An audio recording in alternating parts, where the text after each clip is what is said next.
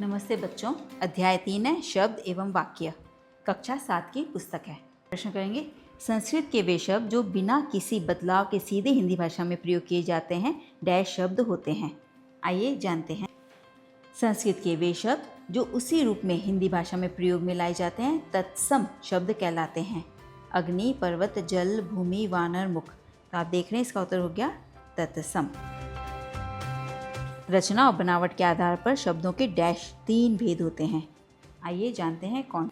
रचना और बनावट के आधार पर शब्द के भेद।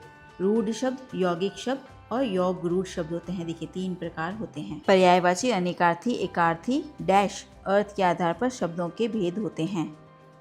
का उत्तर होगा विलोम और श्रुतिशम भिन्नार्थक शब्द। देखिए अर्थ के आधार पर शब्द 6 प्रकार के होते हैं। पर्यायवाची, विलोम शब्द, अनेकार्थी शब्द, वाक्यांशों के लिए एक शब्द, एकार्थी और समानार्थी शब्द युगम। व्याकरणिक प्रकार्य के आधार पर शब्दों के डैश भेद होते हैं। देखिए व्याकरणिक प्रकार्य के आधार पर शब्द के भेद 2 होते हैं, विकारी शब्द और अविकारी शब्द। 2 प्रकार के होते हैं। हो गया 2 प्रकार के। प्रश्न 5 डैश अविकारी शब्द है। क्रिया विशेषण, संबंध बोधक, समुच्चय बोधक और विस्मयादि बोधक। उत्तर हो गया क और ख दोनों। आइए देखेंगे। देखिए विकारी शब्द में आता है संज्ञा, सर्वनाम, विशेषण, क्रिया विकारी शब्द है। अविकारी शब्द है क्रिया विशेषण, समुच्चय बोधक, संबंध बोधक, विस्मयादि बोधक, निपात अविकारी शब्द हैं। वे शब्द तद्भव कहे जाते हैं जो संस्कृत शब्द हिंदी में कुछ परिवर्तन के साथ प्रयोग में लाए जाते हैं। तद्भव शब्द, जो शब्द संस्कृत शब्दों के परिवर्तित रूप में हिंदी में प्रयोग किए जाते हैं वे तद्भव शब्द कहलाते हैं। तत्सम शब्द में क्या होता है, ज्यों के त्यों आ जाते हैं, वे तत्सम कहलाते हैं। तद्भव में थोड़ा सा परिवर्तन होता है। तो ख हमारा आंसर सही है। निम्नलिखित में से कौन सा विकारी शब्द नहीं है।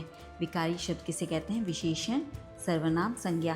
तो यह विशेषण हो गया, यह विशेषण हो गया, यह सर्वनाम हो गया, किंतु हमारा विकारी शब्द नहीं। रचना के आधार पर राजमहल शब्द डैश है। यौगिक शब्द है। ग्रामर बुक रेफर करते हैं। राजमहल, राजा का महल यानी राजा का महल, यह हमारा यौगिक शब्द है। वे शब्द जो 2 शब्दों के मेल से बनते हैं यौगिक शब्द कहलाते हैं। इनके टुकड़े करने पर दोनों शब्द का अर्थ निकलता है। राज का भी अर्थ है और महल का भी अर्थ है। राजा का महल, राजा का भी अर्थ है और महल का भी अर्थ है। डैश शब्द विदेशी शब्द का उदाहरण है। रेडियो, पगड़ी यहीं से है, हस्त मतलब हाथ, दूध मतलब। अर्थ के आधार पर वाक्य के कितने भेद होते हैं। वाक्य परिवर्तन। देखिए अर्थ के आधार पर वाक्य विधानवाचक, निषेधवाचक, विस्मयवाचक, संदेहवाचक, आज्ञावाचक, संकेतवाचक, इच्छावाचक और प्रश्नवाचक। देखिए अर्थ के आधार पर भेद। अर्थ के आधार पर वाक्य 8 प्रकार के होते हैं। अर्थ के आधार पर वाक्य के कितने भेद होते हैं, 8 भेद होते हैं। लिखित में से कौन सा विधानवाचक वाक्य नहीं है। अमित खाना नहीं खाता, यह नहीं है, यह निषेधवाचक है। यह सभी विधानवाचक है। दादाजी एक बार पढ़ते हैं, सीमा ने पूजा कर ली, सूर्य पश्चिम दिशा से अस्त होता है। के निषेधवाचक वाक्य, मैं बाजार नहीं जाऊंगा, रात को बिजली नहीं आएगी। जहाँ नहीं का प्रयोग होता है वह निषेधवाचक वाक्य होते हैं। प्रश्न 12 निम्नलिखित में से कौन सा तद्भव शब्दों का युग्म है। दही और चांद तद्भव शब्दों का युग्म है। प्रश्न 13 करते हैं, निम्नलिखित शब्दों में से शुद्ध वर्तनी वाला शब्द कौन सा है। इसमें आपको स्पेलिंग का नॉलेज होना चाहिए। तो यह स्पेलिंग सही है अध्यापक की। अनुकूल में आपकी स्पेलिंग यह सही है, अनुकूल। प्रश्न 15 करते हैं, जिन शब्दों का प्रयोग परंपरा से किसी वस्तु, स्थान या प्राणी आदि के लिए होता चला आ रहा है उन्हें व्याकरण में डैश शब्द कहा जाता है। उन्हें रूढ़ शब्द कहते हैं। देखिए जो शब्द हिंदी भाषा में विशेष अर्थ के साथ परंपरा से प्रयुक्त होते आ रहे हो और जिनके टुकड़े करने पर भी उनका कोई अर्थ न निकलता हो, उन्हें रूढ़ शब्द कहते हैं। जैसे पेड़, पुस्तक, करेला, दीवार, लंगूर आदि। आंसर हो गया रूढ़ शब्द। जो शब्द दो डैश के योग से बनते हैं उन्हें व्याकरण में यौगिक शब्द कहा जाता है। आंसर होगा शब्दों।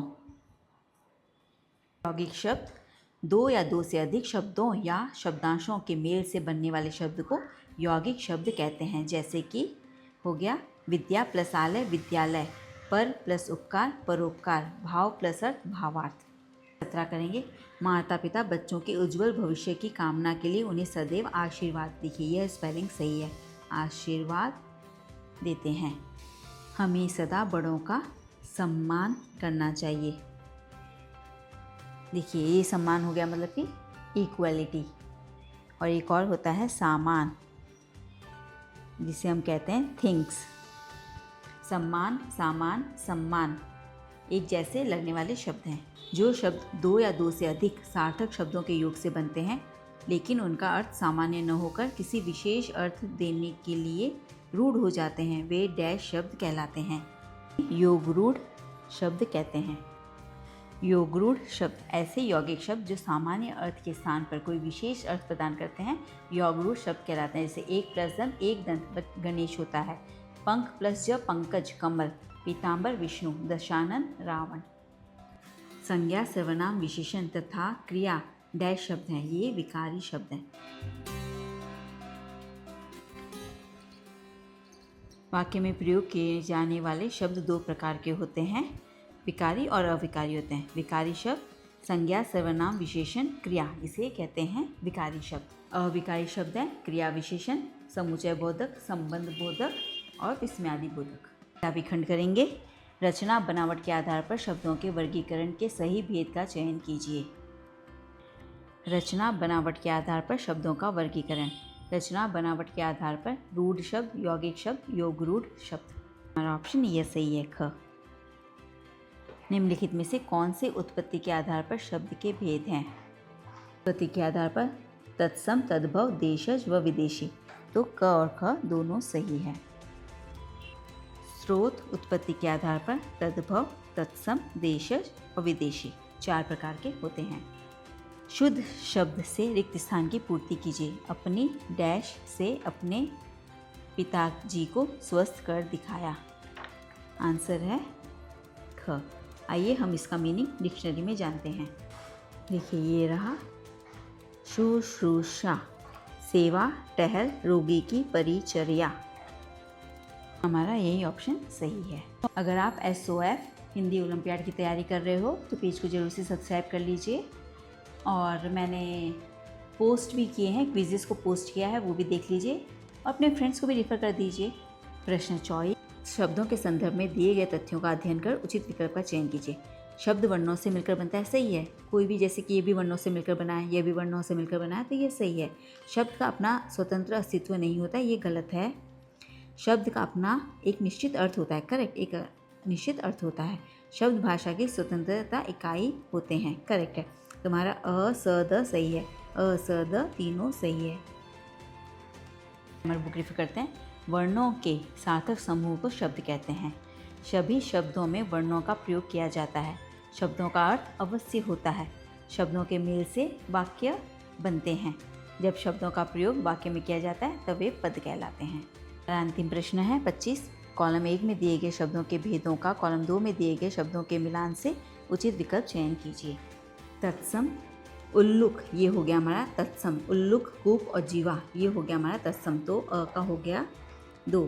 तद्भव हो गए घी, गधा, अम्मा, ये हो गए आपके। तो हम देखते हैं ऑप्शन अ का 2, तो अ का 2, अ का 2, अ का 2, ये 2 ऑप्शन है, अ का 2, अ का 2, तो ये हमारे दोनों रॉन्ग हो गए हैं। और ब का हम देखेंगे 4, ब का 4, ब का 4, ये तो रॉन्ग हो गया। ब का 4, ये हमारे 2 रॉन्ग हो गए, तो ये ही हमारा ऑप्शन सही है। देखिए अ का 2, ब का 4, देशज शब्द हो गए हमारे धोती खिचड़ी, तो ये हो गया हमारा नंबर 1। और विदेशी शब्द हो गया ट्रेन, चश्मा, स्कूल, नंबर 3। आइए देखते हैं, अ का 2, ब का 4, स का 1 और द का 3, यही ऑप्शन हमारा सही है। अगला अध्याय 4 है संधि एवं समास, ये हम कल करेंगे। धन्यवाद बच्चों।